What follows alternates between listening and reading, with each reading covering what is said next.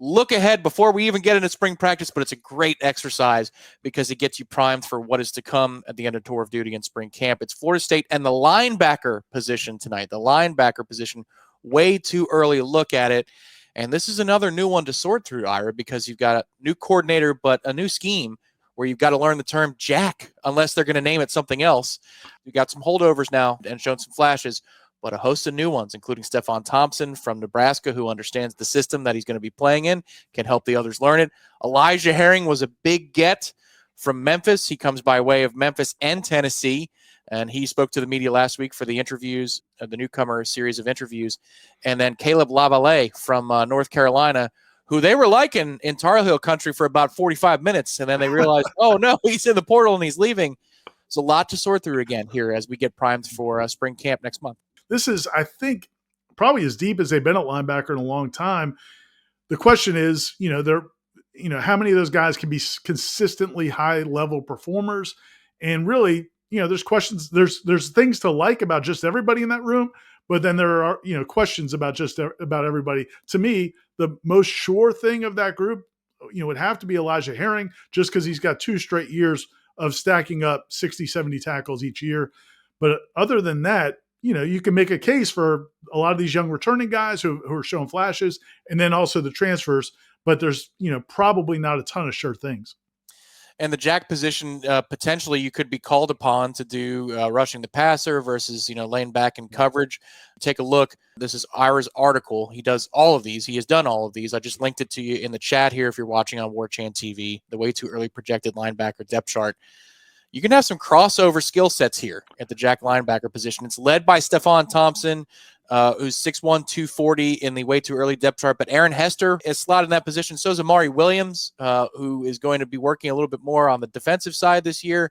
That's an interesting position because if you're going to be a 3-down team or a 4-down team, that position right there can morph into different responsibilities and have different body types on the field.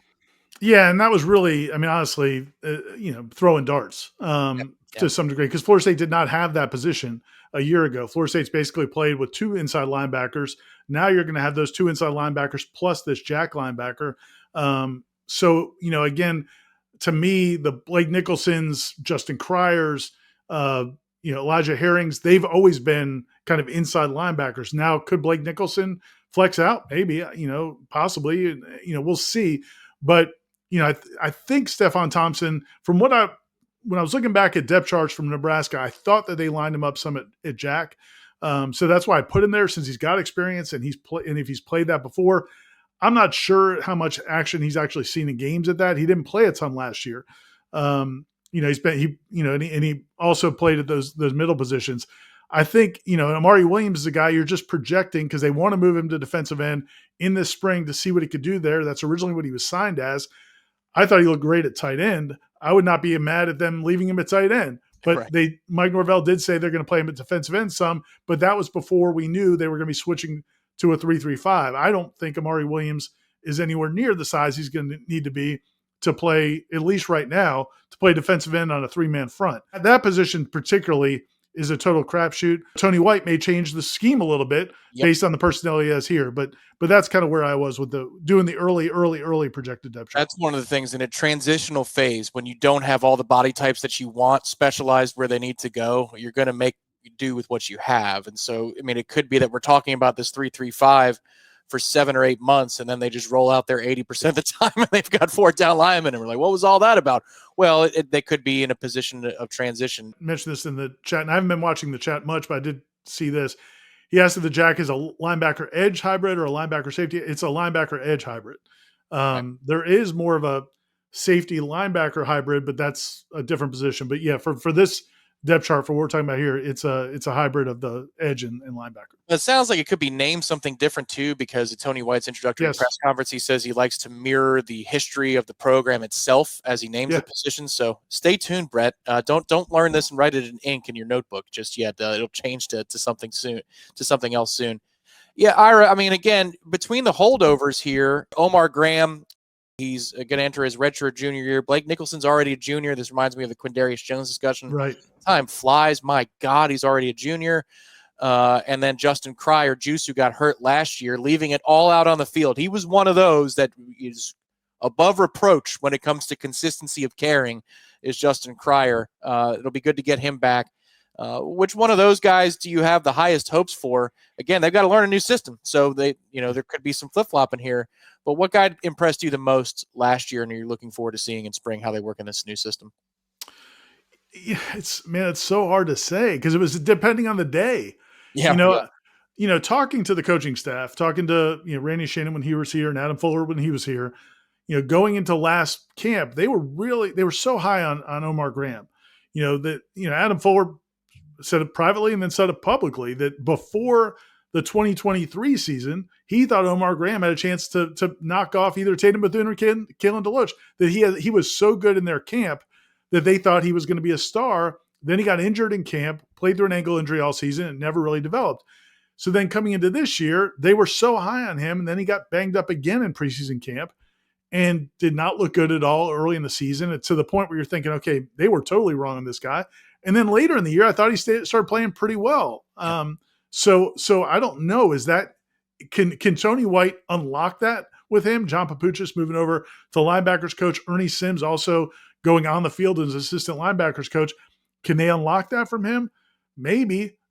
Justin Cryer, I think, is really showed a lot of flashes as well, but not super consistent. Same thing with Blake Nicholson. So to me, as I said at the beginning of this, it's just hard to know what of those groups. I think they all can play. I think they all can be good, solid ACC linebackers. But who can put it together consistently, and especially while learning a new scheme? I think, to me, they're all starting at an even starting point in this race, and we'll see how it shakes out. But the good thing is, and I'm sure we're about to talk about it, but you do have some new guys coming in who, you don't have to bank on those guys. Yeah, there was a moment in camp too where Adam Fuller talked about Blake Nicholson, taking that next step beyond just being a coverage linebacker, that he was starting to play with physicality. And again, there's just the consistency wasn't there.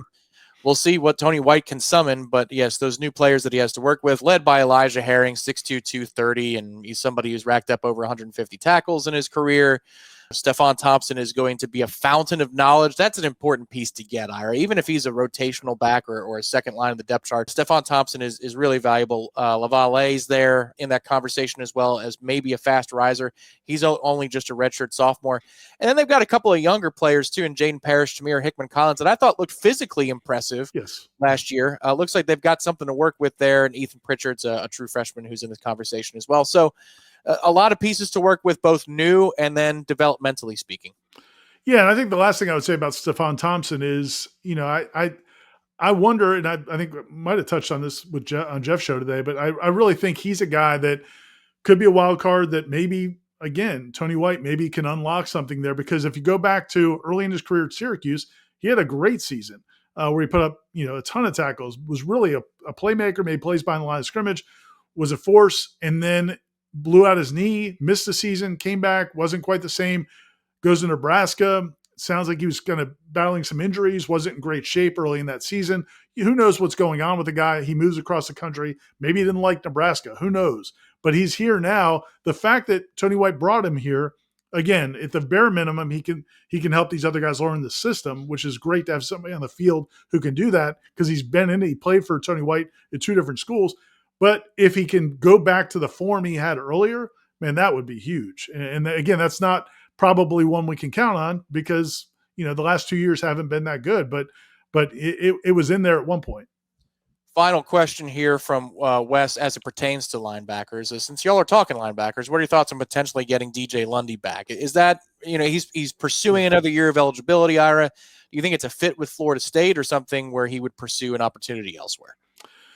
I think it's a fit if he and Tony White hit it off. I mean, I think, again, some people were down on DJ Lundy because he flirted with Colorado, went out there, and then decided to come back. Some people are down on DJ Lundy because they feel like he didn't look very good when he was out there at times last season.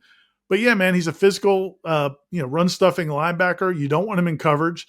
I think that's clear. But he there are things he can help you with on a football field. The question is, how do you really want him if he hasn't been here? He hasn't really been part of the program for the last couple of months. It's not like he's taking part in all these drills right now. I don't believe he's taking part in tour of duty. I don't believe he's working out with the team. I think the plan was he was going to go to the NFL, but now he thinks he can maybe appeal for that 5th year, that extra year. And if he gets it, he wants to use it. I don't know that Florida State's in a position where they're going to be desperately needing him to come back. So if he finds something else and that's what he wants to do, he may be able to play somewhere else. If they have a choice to take him and it doesn't cost a bunch of NIL money and he really wants to be here, I think you could do worse than having him on your depth chart. But again, that's a conversation. It's really going to come down to, I think, what he wants and whether or not Tony White thinks he can help.